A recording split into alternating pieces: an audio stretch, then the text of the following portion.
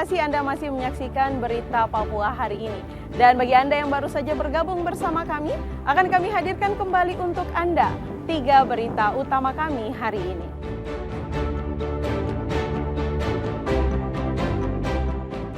Kontak senjata dengan KKB di Puncak Jaya, 2 polisi tewas.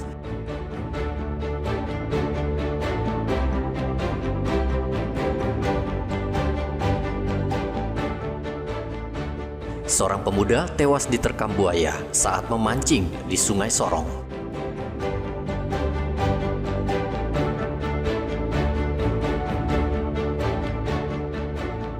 Bertambah lagi pimpinan OPM di Maibrat Papua Barat Daya yang menyerahkan diri ke NKRI.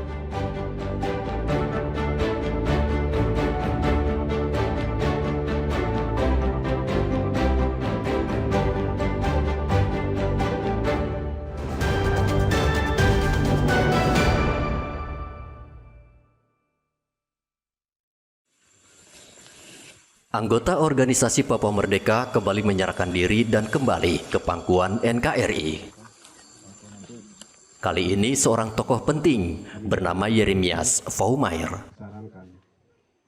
Ia merupakan komandan batalion Ayosami dari organisasi Papua Merdeka, Kodap 4, Sorong Raya, Papua Barat Daya. Yeremias Faumair mendatangi pos TNI Satgas Yonif 501 Bajrayuda di Kampung Fou, Maibrat, Papua Barat Daya.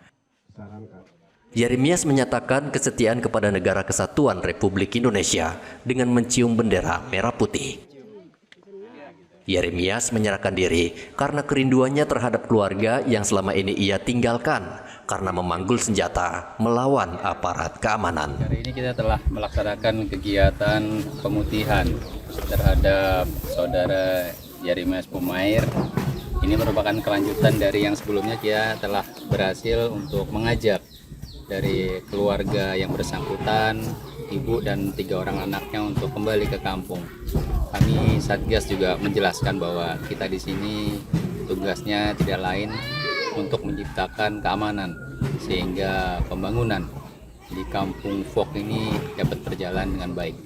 Besar harapan kami dengan kembalinya Bapak Yeremias Faumair ke NKRI bisa bergabung bersama prajurit TNI Satgas 501 Bajrayuda untuk sama-sama menjaga keamanan di kampung, sama-sama menjaga pembangunan, menjadikan Kampung Fok ini menjadi kampung yang nyaman dan enak untuk ditinggali bersama keluarganya.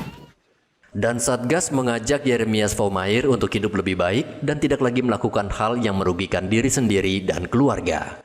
Menurut data Satgas Yonif 501 Bajrayuda, selama 10 bulan terakhir, TNI berhasil mengajak 15 simpatisan OPM kembali ke pangkuan Ibu Pertiwi.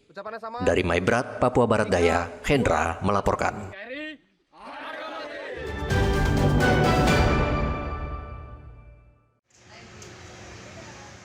Banyak faktor yang menyebabkan penyebaran HIV di Merauke, Papua Selatan akhir-akhir ini meningkat. Selain pergaulan bebas, faktor maraknya seks online ikut berperan menaikkan jumlah kasus HIV di Merauke. Selain itu, maraknya tempat hiburan malam seperti tempat karaoke dan panti pijat dianggap juga menyuburkan sikap permisif terhadap seks. Kepala Dinas Kesehatan Merauke Nevil Muskita meminta semua pihak memikirkan jalan keluar untuk mencegah pertumbuhan HIV di Merauke. Ia juga meminta aparat menertibkan pornografi dan seks di dunia maya agar kasus HIV bisa dicegah. Untuk tempat-tempat risiko tinggi seperti tadi disebutkan seperti panti pijat, karaoke dan lain-lain, ini sebenarnya sudah kita kontrol begitu. Jadi penularan di tempat-tempat risiko tinggi ini misalnya dari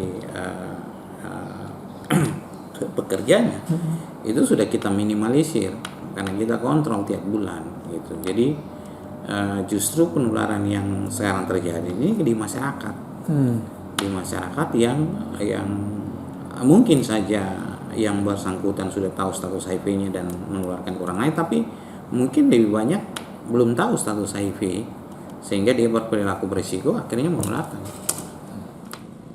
Dari data yang dihimpun sejak tahun 1992 hingga 2024, tercatat sebanyak 2.958 kasus HIV di Merauke.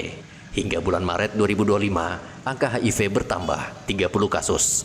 Mirisnya, HIV tidak hanya menjangkiti orang dewasa, namun juga pelajar dan mahasiswa, serta ibu rumah tangga.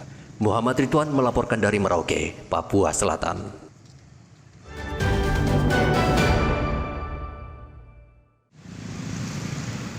Jumlah pasangan yang melakukan pernikahan dini dan di bawah umur terus bertambah di Merauke, Papua Selatan. Hal ini terlihat dari warga yang datang ke kantor pemberdayaan perempuan dan anak Kabupaten Merauke yang meminta rekomendasi untuk menikah. Hingga bulan April tercatat sudah ada sekitar 20 permohonan untuk menikah di bawah umur.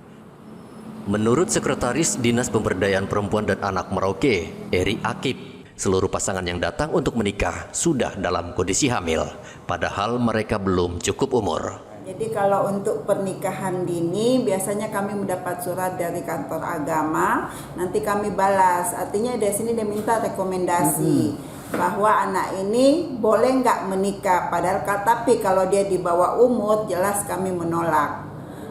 Karena sesuai dengan aturan Undang-Undang Pernikahan itu nomor 16 tahun 2019 bahwa pernikahan boleh dilakukan kalau anak tersebut berusia 19 tahun ke atas. Jadi kalau dia di bawah 19 tahun jelas kami menolak, kecuali kalau dia sudah hamil dengan ada bukti hasil USG dari dokter spesialis kandungan. Keputusan boleh atau tidaknya pasangan muda ini menikah tentu bergantung dari keputusan sidang pengadilan agama. Dinas Pemberdayaan Perempuan dan Anak Merauke hanya sebagai fasilitator. Namun fenomena pernikahan di bawah umur disertai kehamilan, pertanda pergaulan bebas di kalangan remaja makin bertambah. Muhammad Ridwan melaporkan dari Merauke, Papua Selatan.